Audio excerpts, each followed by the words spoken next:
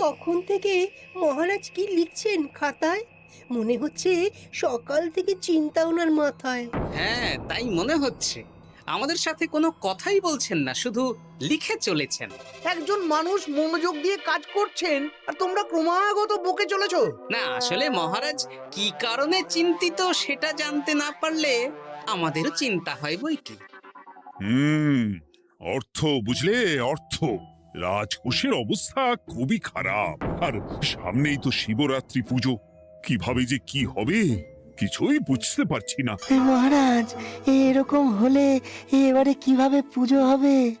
শিবরাত্রির পুজোয় তো অনেক খরচ। এত লোকজন আসেন, তাদের জন্য ভোগের প্রসাদের ব্যবস্থা করা তো মুখের কথা নয়। এবার তোমাদের সবাইকে দায়িত্ব নিতে হবে। আমরা সবাই কি দায়িত্ব মহারাজ? আমি গতকাল তোমাদের রানীমার সাথে এই ব্যাপারে কথা বলেছি। রানীমা কি বললেন মহারাজ?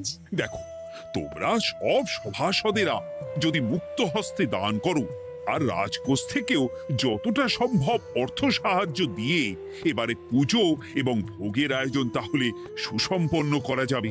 দানের চেয়ে বড় পুণ্যকর্ম আর কি আছে? যে সভাসদ সবচেয়ে বেশি দান করবে তাকে পরে কিছু অর্থ সাম্মানিক হিসেবে দেওয়া হবে। আচ্ছা মহারাজ। তাহলে আজ রাজসভার আলোচনা এইটুকুই রইল, বাকি কথা পরে হবে। বলি গিন্নি, আমি খুব সমস্যার মধ্যে আছি বুঝলে। হ্যাঁ, তোমার তো অর্থের টান ধরলেই আমার কথা মনে পড়ে গো। কি করে বুঝলে? বাবা, বুঝবো না? এতদিন ধরে তোমার সাথে সংসার করছি, তাও বুঝবো না? আমি কি আজকাল আর তোমার কাছে চাই বলো? আমার মা আমার নাম রেখেছিল পার্বতী, আর বলেছিল দেখিস তুই ভগবান শিবের মতন বর পাবি। তোমাকে পেয়েছি, কিন্তু সাথে পেয়েছি অভাব। হ্যাঁ, সে যতই অভাব হোক, মন্ত্রী মশাইয়ের মতো স্বভাব তো নষ্ট করিনি গিন্নি। সেই জন্যেই তো তোমার সংসারে পড়ে আছি গো, নইলে কবে এই চাল চুলোহীন সংসার ছেড়ে চলে যেতুম। হ্যাঁ, বলছি শোনো না, এই কিছু মোহরের খুব দরকার। এবার মন্দিরে শিবরাত্রির পুজো হবে, কিন্তু মহারাজ তেমন খরচ করতে পারবেন না। তাই তাই কি? তাই আমাদের সব সভাসদদের বলেছেন দান করবার জন্য। এই দেখো, আমার যা গয়নাগাটি ছিল সবই তো বন্ধক রাখা আছে, নইলে বলতাম। আরে বাবা, সে তো জানি, কিন্তু আর কোনো উপায় নেই। কি বলি বলো তো? দেখি কি করা যায়। আরে বাবা রে বাবা, এত চিন্তা ভাবনা না করে বাবা মহাদেবের ওপর ভরসা রাখো গো, উনি কোনো একটা পথ দেখাবেন। দেখো, দেখা যাক গিন্নি, উনি এখন আমার আশা ভরসা।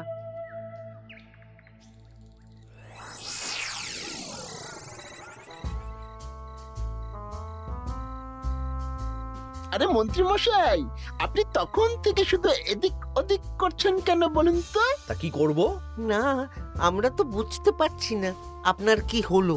জীবনে অনেক অপমানিত হয়েছি, অনেক মার খেয়েছি, এবার সম্মান চাই। আর কেউ সম্মান না করলেও আমরা কিন্তু আপনাকে বেশ সম্মান করি মন্ত্রী মশাই। তোদের সম্মান আর মহারাজের সম্মানের মধ্যে অনেক পার্থক্য আছে।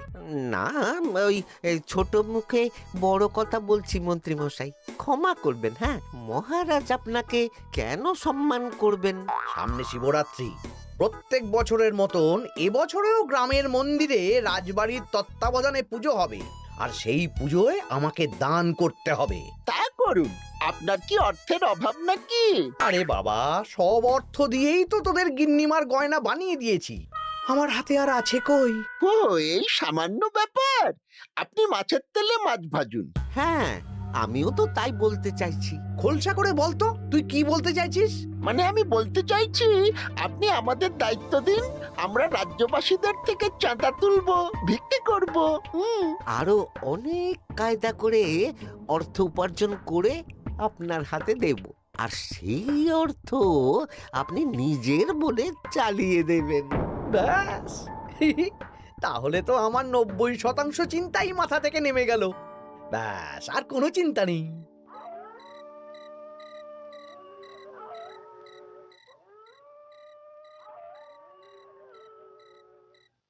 কি গো, এত রাত হয়ে গেল, এখনো ঘুমোচ্ছ না কেন বলো তো? হ্যাঁ, খুব চিন্তা হচ্ছে গো গিন্নি, এখনো বুঝে উঠতে পারিনি যে কি করে দান করব। শুধু অর্থদানই কি দান নাকি গো? শিব ঠাকুর তো আমাদের প্রত্যেকের মধ্যেই রয়েছেন গো। হ্যাঁ, তা তো তিনি আছেন। তুমি বরং ভক্তদের সহযোগিতা করো। পুজোর দিন ভক্তরা দূর থেকে যাতে মন্দিরে আসতে পারে সেই ব্যবস্থা করো। মন্দির প্রাঙ্গণ পরিষ্কার পরিচ্ছন্ন রাখো। হ্যাঁ, ঠিক বলেছো গিন্নি, এটা তুমি ঠিক বলেছো।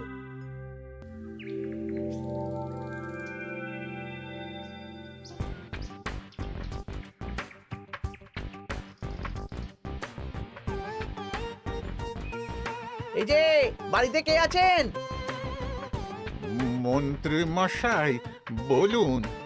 তা প্রত্যেক বছরের মতন এই বছরেও তো শিবরাত্রি উপলক্ষে মন্দিরে পুজো হচ্ছে, জানেন তো? হ্যাঁ, সে তো জানি, কিন্তু আমার গিন্নির পায়ে এত ব্যথা যে এবারে আর জল ঢালতে যেতে পারবে বলে তো মনে হয় না।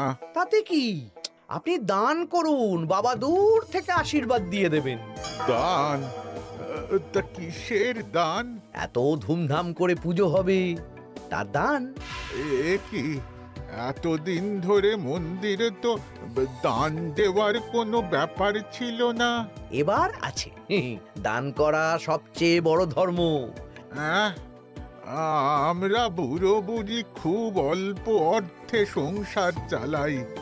আমাদের ছেলে যেটুকু পাঠায় তা দিয়েই চালাই। আমরা আর কি দান করব মন্ত্রী মশাই? দরকার হলে কদিন না খেয়ে থাকবেন, বাবার নামে উপোস করবেন, আর যে দান করবে না আমি তাকে এই রাজ্যে থাকতে দেব না। ওরে বাবা রে, দিচ্ছি দিচ্ছি দিচ্ছি। আর শুনুন, এই দানের ব্যাপারটা যেন 5 কান না হয়, নইলে কিন্তু। ওরে বাবা, না না না, ঠিক আছে ঠিক আছে। আজকে সারাদিনে ভালোই রোজগার হয়েছে, কি বলিস বটা? হ্যাঁ, কালকে আবার সারাদিন চাঁদা তোলা হবে। চাঁদা নয়, বল চাঁদার নামে দান তুলছি। হ্যাঁ, আর যা ভয় দেখাচ্ছি, কেউ ভয় মুখ খুলবে না। এই তো যাই, এরকম চলতে থাকলেই আমাকে সেরার সেরা দানি হওয়া থেকে কেউ আটকাতে পারবে না। এই তুমি এই ভর দুপুরে বস্তা কাঁধে নিয়ে কোথায় যাচ্ছ গো? একটু জঙ্গলের দিকে যাচ্ছে গিন্নি, শুকনো কাঠ নিয়ে আসি। পুজোর দিন তো ভোগের রান্না করতে জ্বালানি লাগবে, দেখি শুকনো কাঠ নিয়ে রাজবাড়িতে দিয়ে আসবো। বেশ বেশ বেশ, যাও। হে দেবাদিদেব মহাদেব, তুমি একটু দেখো বাবা।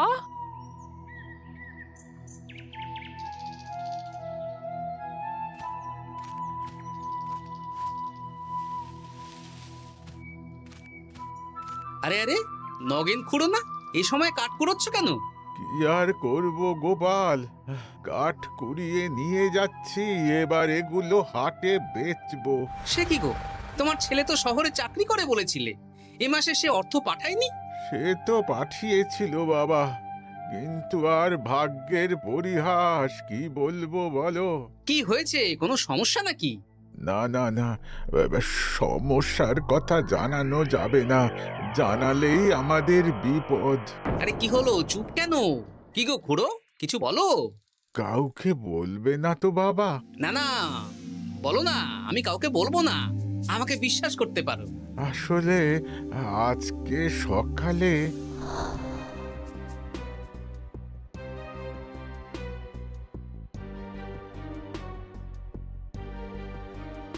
হ্যাঁ, মন্ত্রী মশাই? হ্যাঁ, শুধু আমাদের বাড়ি থেকে না, গ্রামের সব বাড়ি থেকে তুলেছে। ঠিক আছে খুড়ো, তুমি নিশ্চিন্তে থাকো। আর আমার চিন্তা